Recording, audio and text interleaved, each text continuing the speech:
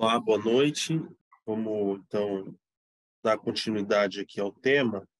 E hoje a gente encerra o assunto, né? Claro que não encerra assim, né? É um tema interminável, como tudo da obra do Freud.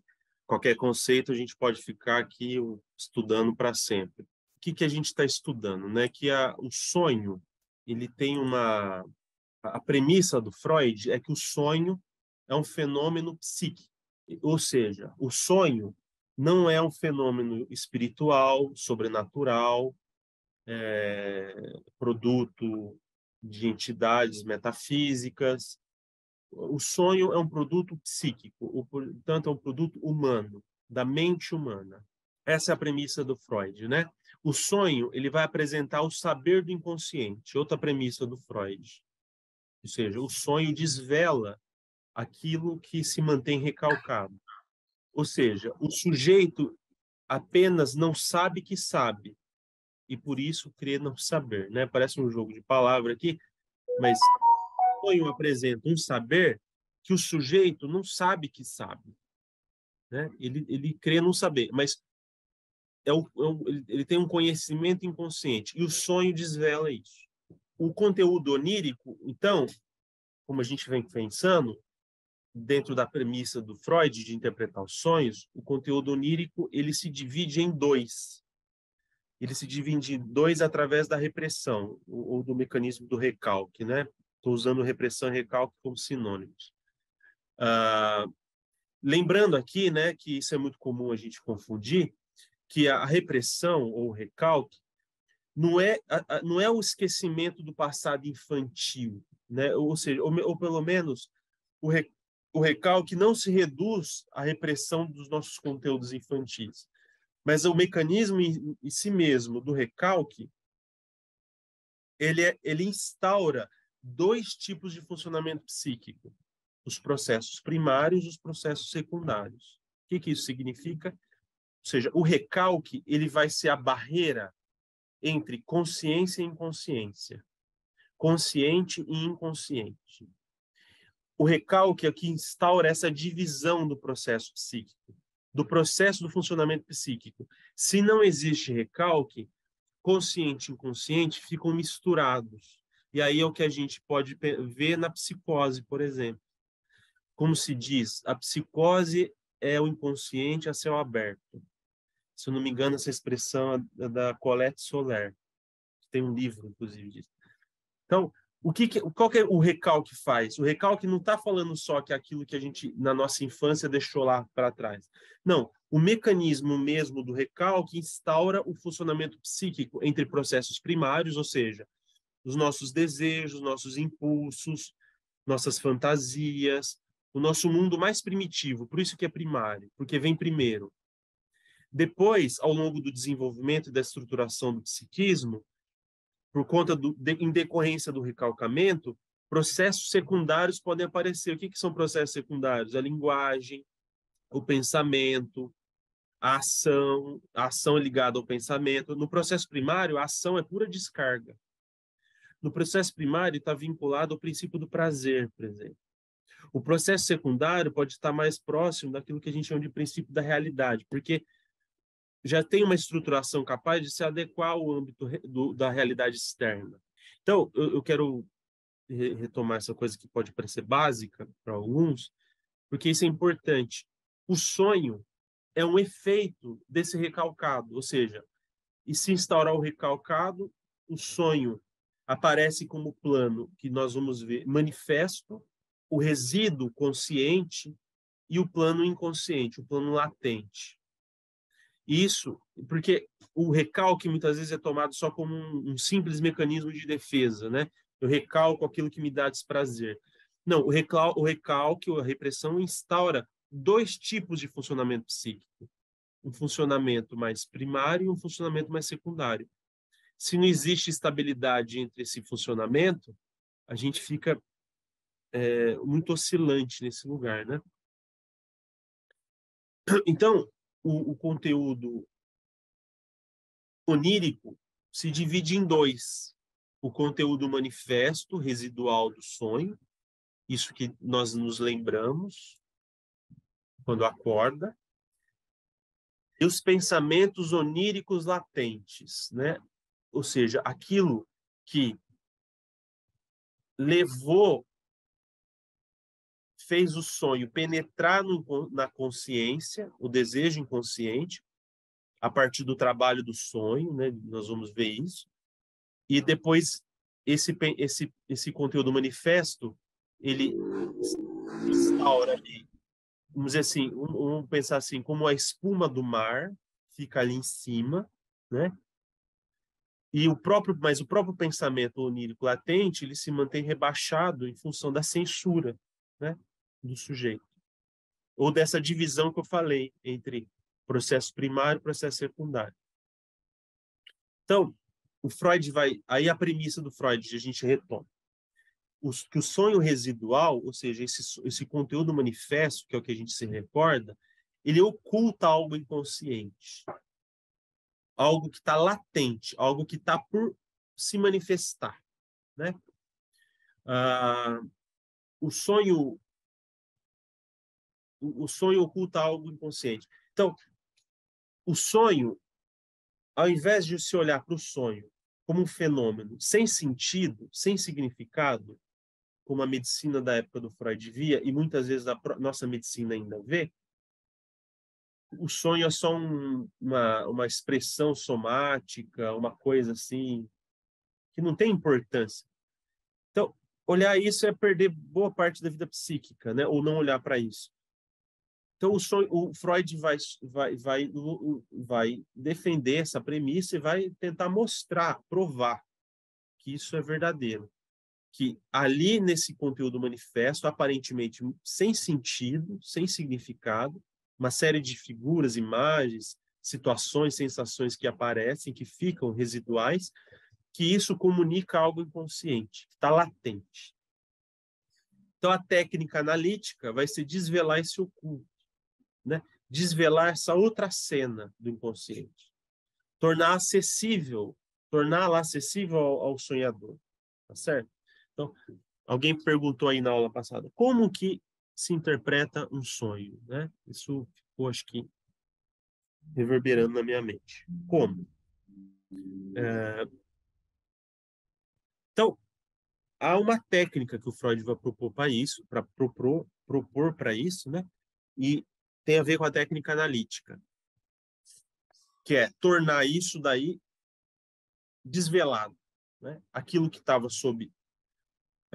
sob o pano da censura, da censura do pré-consciente, do superego, das resistências do eu, tornar isso acessível ao sonhador. Por que é importante tornar acessível ao sonhador? Porque tem algo ali do ser desse sujeito que ele recusa, muitas vezes. Então, há um paralelo aí, talvez eu vou me adiantar aqui, mas há um paralelo aí com o sintoma. O sintoma para a psicanálise tem um sentido. Dentro do campo da psiquiatria, e a psiquiatria tem o seu papel na saúde mental, com certeza, né? Mas o interesse da psiquiatria no sintoma está em apaziguar o sintoma, está em dirimir ele, está em dar um remédio que vai desmontar o sintoma. O psicanalista não. O psicanalista, o sintoma fala algo. Por isso que a gente tem que escutar. Então, o sonho e o sintoma têm a mesma estruturação, está dizendo Freud. Então, os sintomas histéricos, os sintomas obsessivos, os sintomas paranoicos, eles todos têm correspondentes com o fenômeno onírico. Não só o fenômeno onírico, mas como a gente viu também com os atos falhos, por exemplo. Todos eles têm essa mesma estruturação. Eles desvelam algo, mas sob um movimento de censura, né? Então, como o sintoma e o ato falho, o sonho é um sucedâneo deformado, ou seja, é um substituto deformado de outra coisa. Tem essa expressão em alemão, que o Freud usa muitas vezes nos textos de metapsicologia, que é das Ding, né? A coisa, né? Então, é uma coisa. Quando a gente fala do id, a gente costumou, no Brasil, usar a expressão no latim. Mas o Freud não usava no latim. Ele usava o pronome impessoal da terceira pessoa, ele usava em alemão mesmo, que era es. ES. É S ou W? Eu acho que é S. S. Ves, né? Então, o Freud, o que o Freud está dizendo assim? Ó, que o ser humano, enquanto eu, ele não pode ser reduzido a um eu. É o eu e o isso. O eu e o id. Tem algo ali que não incorpora o ego, não incorpora um eu, mas somos nós também. Agora, por que não incorpora um eu? Porque pode ir contra a moral e os bons costumes, né? Pode ir contra os apelos que o sujeito sentiu que a mãe ou o pai fez na infância. Pode ser, enfim, aí a gente vai pensar, né? Mas tem essa coisa, né? Inclusive, você vê, a gente vai tentando dar formas a essa coisa, cada um à própria maneira. A gente não se dá conta disso. Mas nós vamos dando forma a essa coisa que há em nós. Isso aparece no jeito da gente se vestir, no jeito da gente falar. A gente só não se dá conta, muitas vezes. Naquilo que a gente gosta, naquilo que a gente não gosta, nos filmes que nos atraem, né? Enfim, e vai. Tem essa coisa. E falando nisso aqui, inclusive eu lembrei, né? Vou abrir um parênteses aqui, de uma história do Fernando Pessoa, de um grupo de leitura que eu tenho, e que me disseram assim que o Fernando Pessoa ele era chamada de Uíço. Eu achei muito curioso. Pela família. A família chamava ele de coiso ou isso, uma coisa assim. Então esse isso aí, essa coisa, porque ele era esquisito diante dos padrões. Ele era estranho. Então, você vê como para ele dar conta da coisa dele, né, das ding, ele criou lá o que a gente chama de heteronomia, que ele tem várias figuras que são né, assim, são outros, mas é que ele escreve, né? Tem essa ideia, ele cria essa noção de heteronomia. Ou seja, tem vários autores num só sujeito, né? Ele tem vários lá. E todos os autores que assinam de um jeito, falam tem um certo estilo, um é mais velho, outro é mais novo. Inclusive, nesse grupo, me lembrei que contou uma coisa muito interessante e curiosa, né?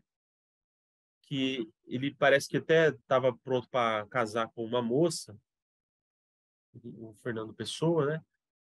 E ele desiste, né? Ele vê que não consegue casar com ela e ele fala para ela assim, quer dizer, ele termina a relação com ela e olha que interessante, o Fernando Pessoa escreve uma carta para a ex-noiva dele sob o pseudônimo não, o heterônimo, um outro heterônimo, ou seja, como se ele fosse, é como se fosse outro mesmo, né? Ele escreve uma carta para ela sobre o heterônimo e o heterônimo sentando o pau no Fernando Pessoa, que supostamente é ele, né? É eu. Então, é muito engraçada a situação e trágico, que ele diz lá que ele fala, olha, como é que você é louca? Como é que você foi se envolver com o Fernando? Fernando não é gente que preste, acabando com ele. Então, é uma experiência tão de outridade de que um outro, né, que esse sujeito cria. Então, é o jeito que ele deu conta para não ficar louco.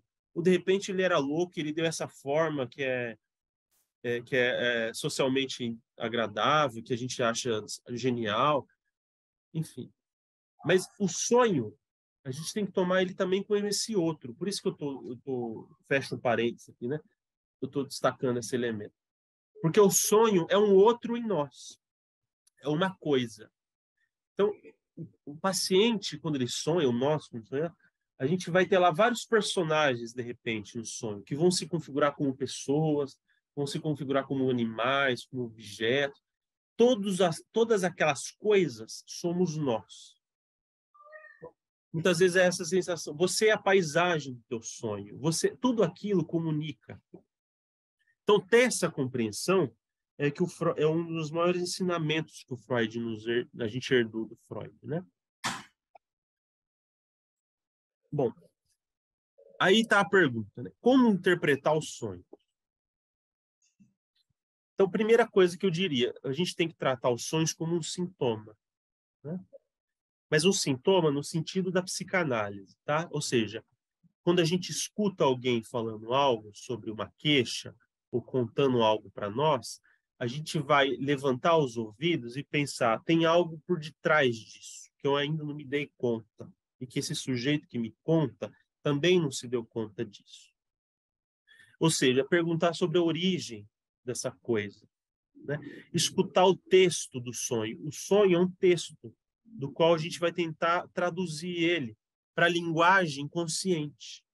Então, tem uma linguagem que é inconsciente, que ela se movimenta por símbolos, por literalidades, por aspectos emocionais, aspectos irracionais frente ao eu consciente, racional. E que a gente vai tentar traduzir isso numa linguagem, vai dar inteligibilidade a esses elementos. Nas conferências de introdução à psicanálise, tem lá uma sessão que é só sobre sonhos, né? Quem quiser, nas conferências de 16 e 17. Então, o Freud lá postula 3 regras, entre aspas, né? Para quem, né, que cumpre aí a tarefa do trabalho interpretativo. Então, a primeira regra é não preocupar-se com aquilo que o sonho parece dizer. Então, não ficar preso naquilo que parece. Porque, de fato, aquilo que está ali é a aparência, não é a coisa em si. Dentro do modelo do Freud, a gente vai ter que ir atrás da coisa em si, ou seja, do desejo inconsciente que mobilizou aquilo tudo. Então, a gente não vai se preocupar com aquilo que parece dizer. O outro ponto é, o trabalho se concentra em despertar ideias substitutivas para cada elemento do sonho. Então, para cada ideia do sonho, o que são as ideias do sonho? São cada elemento que existe no sonho. Para cada figura, para cada personagem. O que cada elemento daquele desperta como associação no paciente? Ó, eu estou no item como interpretar um sonho, tá? Então, são assim, orientações que o Freud dá bastante básicas. Na interpretação dos sonhos, se vocês tiverem a curiosidade ao texto, né, eu espero que tenham, vocês vão se dar conta que o Freud pega o sonho do paciente e fragmenta em várias partes. Tem uma coisa até cartesiana, né? O método do Descartes era esse. Primeiro, a dúvida total, mas tinha uma parte da regra do Descartes, né, do filósofo francês, que era, você pega o problema e quebra ele em milhares. E aí você vai resolvendo um por um. Tem algo de cartesiano nisso, do Freud, né? Então, se vocês pegarem os sonhos lá que o Freud coloca na interpretação dos sonhos, ou em qualquer texto que ele vai tratar disso, ele fragmenta o sonho, ou seja, ele fragmenta o texto do sonho em vários elementos. Ah, mas qual critério que eu uso? Então, use o que te chama a atenção. Aí né, a tarefa é tua, nesse sentido. Ou o que a dupla se propõe, né, que nunca é um trabalho só do analista. Na verdade, é um trabalho da dupla. Então, você vai se concentrar em que cada elemento do sonho, o que cada elemento pode despertar de associação, ou seja, de ideias substitutivas para o paciente. Ah, tem um velho no sonho. Ah, esse velho te lembra alguém? Olha, não parece, assim, de rosto não parece. Mas quando você me falou isso, me veio à cabeça a figura de um tio. Meu tio não era tão velho como aparece no sonho. Mas me veio aí essa ideia. Olha lá, ideia substitutiva, você criou ideia. Então, não fiquem nessa assim, não, a figura do sonho tem que ser exatamente igual. Não. É exatamente a ideia da associação livre em jogo. Aguardar outra regra, né? Entre aspas, regra aqui, tá, gente? Não é assim uma coisa imperativa, né? Aguardar até que um inconsciente oculto, ou seja, um inconsciente recalcado, apareça por si mesmo. Aguardar até que algo surja, algo apareça. O Freud tem uma carta que ele escreve para, eu acho que é para Lu André Salomé. Freud tinha uma amizade muito legal com ela. E ele escreve uma carta com ela e ele fala do método dele. Ele fala que algo assim, eu preciso me cegar artificialmente até que algo apareça, até que algo surja no meio da escuridão, como um raio de luz no meio da escuridão. Até depois isso vira título de um livro muito interessante de um psicanalista americano que chama James Grodstein, que é um raio de luz no meio da escuridão, que ele pega essa expressão aí do Freud, né? Então, o Freud diz isso, olha, o meu método é me cegar artificialmente, ou seja, eu não vou ficar preso naquilo que se parece, nos elementos sensoriais, eu vou deixar a coisa aí, até que algo surja no meio desse desconhecido. Mas aí, isso demanda tolerância e paciência do psicanalista.